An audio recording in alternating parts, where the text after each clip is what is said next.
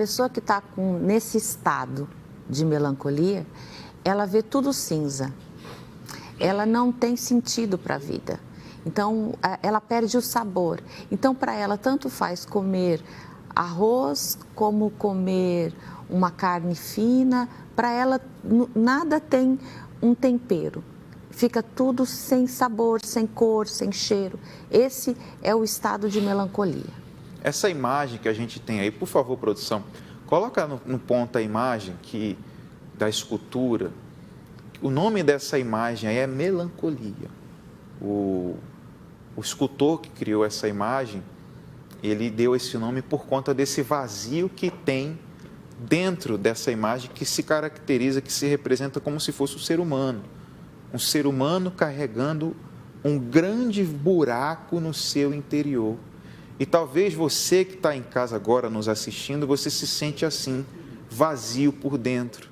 Você tem um buraco, como a senhora falou, doutora, ela vê o mundo cinza. Sim. Ela perdeu a cor, ela não consegue enxergar o mundo como ele é, a vida como ele é, por conta dessa melancolia. Sim, porque essa imagem, ela representa bem a palavra melancolia, né? Porque é o vazio existencial. A melancolia, ela é um sentimento subjetivo da dor. A pessoa não tem algo concreto que aconteceu na vida dela. Não houve uma perda. É diferente da depressão, né? Que a depressão houve um luto, houve uma perda, né? E na melancolia, não. Então, ela começa a perder o interesse pela vida e acreditar que nada tem sentido. Então, para que viver, né? Para que fazer isso? Tanto faz estar dentro como fora. Tanto faz estar chovendo como estar um dia ensolarado.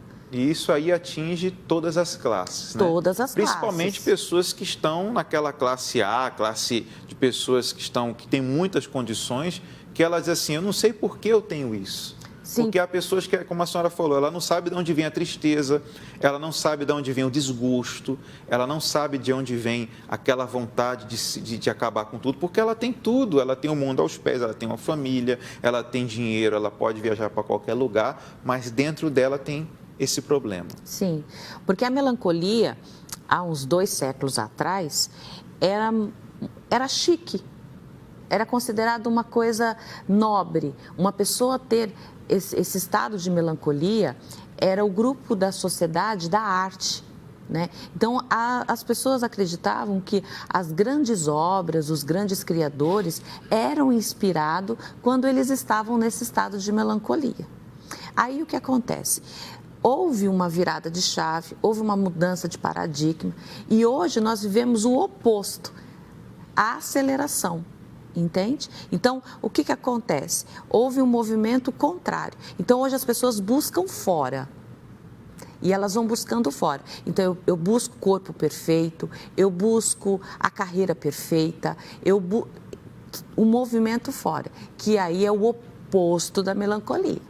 E também que é um estado patológico. Então, o que é importante as pessoas entenderem que a melancolia, na sua essência, ela não é ruim.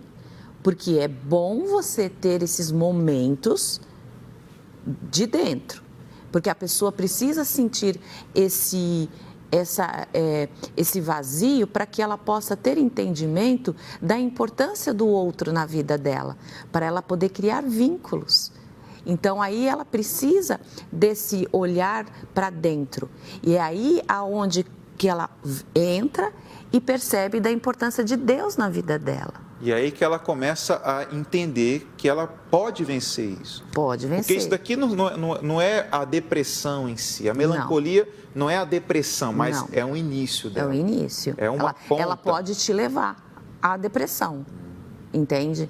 Como a tristeza pode te levar à depressão, né? Então, é como se fosse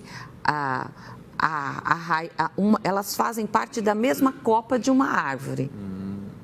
Entende? Mas elas têm as suas diferenças, as suas particularidades. Então, a depressão, em nenhum momento ela é bom. Entende? Em nenhum momento ela traz benefício para o ser humano. Sendo ela exógena, sendo ela endógena. Em nenhum momento ela é boa.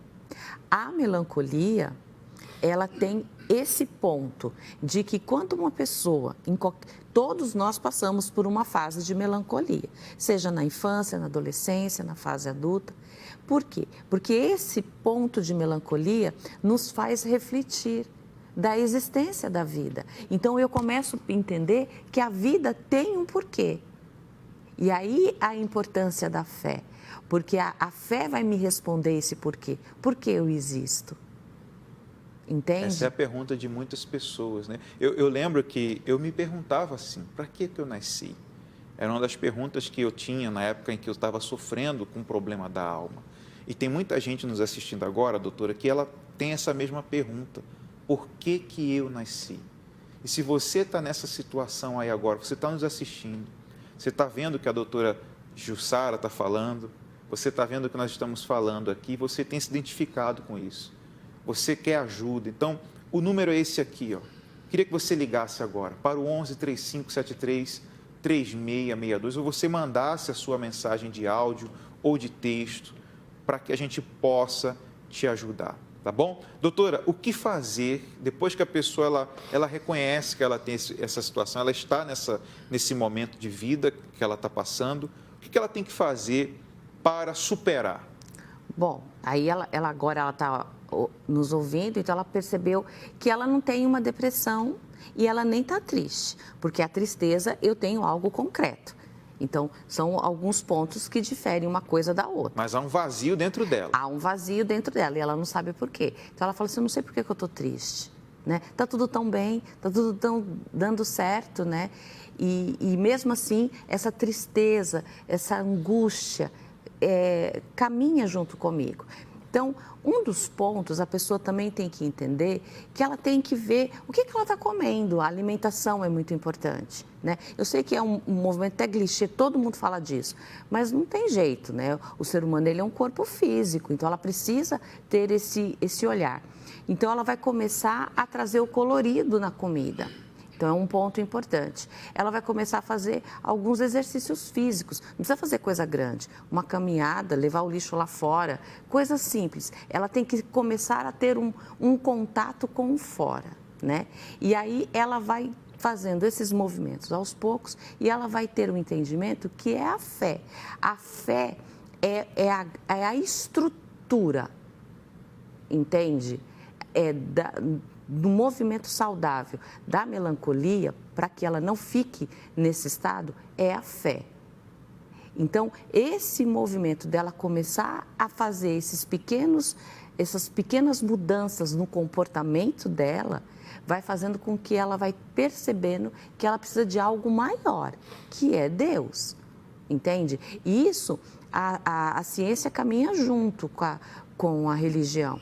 A gente, dentro da área, a gente sabe que uma pessoa que não tem fé, ela não tem uma base estruturada.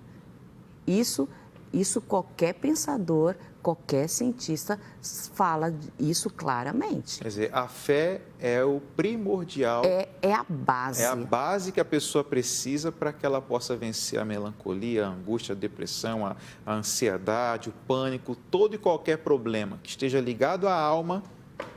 Ela tem que ter fé. Então, assim, é importante, por exemplo, hoje eu estou aqui, é uma terça-feira de madrugada. Porque eu sou boazinha? Não, pastor. Entendeu? É porque eu sou inteligente. Eu sei que para eu desenvolver a minha fé, eu tenho que colocar ela em prática. E como que eu coloco ela em prática? Servindo. Então, eu tenho o movimento de aumentar a minha fé, de ter um vínculo com Deus, que é muito importante, que essa é a base da coisa, e vou trabalhando isso dentro de mim. Então, a pessoa que está em casa, ela tem que olhar isso e refletir. Eu estou fazendo isso por mim? Não. Então, não tem como eu sair da melancolia. Não adianta eu querer sair, eu tenho que fazer algo para sair. É isso aí. Então, está dada a dica para você, está dadas as orientações. A fé que move todas as coisas, a fé que resolve esse problema que você está passando. Então, a gente está aqui para te mostrar que existe saída, que existe a cura. Mas a fé, por si só, ela não funciona. Porque fé todo mundo tem. A fé, a própria palavra de Deus diz que a fé sem obras é morta. Ou seja, se eu quero resultado, se eu estou falando com você, se eu quero resultado na minha vida, se eu quero dar uma mudança total e completa para a minha vida, eu tenho não só que ter fé, mas eu tenho que agir a minha fé. E falando da fé, eu vou mostrar para você um dos trabalhos que o Grupo Depressão Tem Cura vem realizando aqui em São Paulo e em todo o Brasil, que tem levado essa fé viva que faz a diferença na vida das pessoas.